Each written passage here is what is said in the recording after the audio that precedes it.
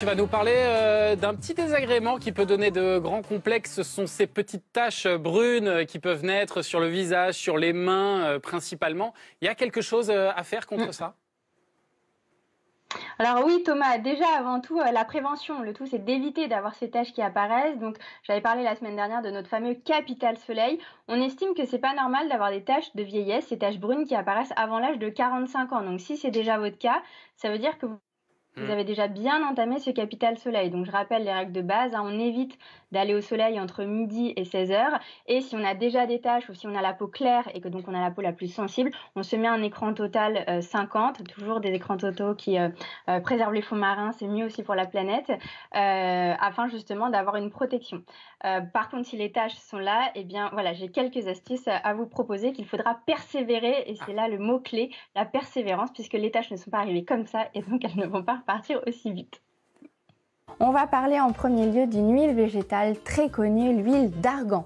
D'ailleurs, vous savez que les femmes marocaines qui décortiquent les amandons de l'arganier pour en extraire cette délicieuse huile d'argan, eh bien, elles préservent un éclat et une jeunesse de leur peau, même une fois qu'elles sont âgées. Et Dieu sait qu'au Maroc, elles sont exposées au soleil, eh bien, c'est justement lié aux propriétés anti-taches de cette huile-là. Citons tout de même l'huile de lys et l'huile de rose musquée qui ont aussi ces propriétés anti-taches. Dans cette huile d'argan, on va venir mettre deux huiles essentielles, celle de carotte et celle de citron, qui elles aussi sont anti-hyperpigmentaires. Donc pour ce faire, je vous propose une recette très simple à réaliser.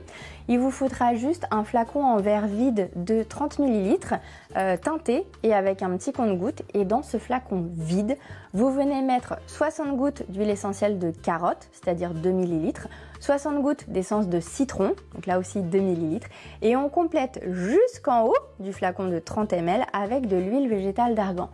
On ferme, on mélange, on vient toujours étiqueter sa préparation pour se souvenir de ce qu'on a mis dedans, et ensuite le soir, on vient en appliquer sur les taches. Alors pas la peine d'en mettre sur toutes les mains, tout le décolleté, tout le visage, on en applique seulement là où les zones sont hyper pigmentées. J'insiste, ce sera uniquement un soin du soir puisque au contraire, si vous allez au soleil avec de l'huile essentielle de carotte ou de citron, comme elles sont dites photosensibilisantes, vous vous exposeriez au risque de taches et de brûlures et c'est justement ce qu'on veut éviter. Voilà, avec ces astuces au naturel, de quoi prévenir et atténuer ces taches brunes sur votre peau. Et Caroline, en appliquant ces techniques, est-ce que les taches, elles peuvent complètement disparaître ou on va vraiment les gommer petit à petit, les atténuer? Alors en fait, Maya, tout l'intérêt, c'est de venir s'en occuper précocement. Quand ta tâche au début, en fait, elle est brun clair et elle est petite. Et puis c'est au fur et à mesure où elle peut brunir davantage et puis même en termes de diamètre grandir. Donc plus tu as un usage précoce, mieux c'est. Et effectivement, souvent, en fait, on arrive à les atténuer. On n'arrive pas toujours à les faire disparaître. Et je rappelle ouais. que ces taches, au même titre que les grains de beauté, elles doivent se faire surveiller aussi de temps en temps par un dermatologue pour justement assurer un suivi, une surveillance de ces taches-là.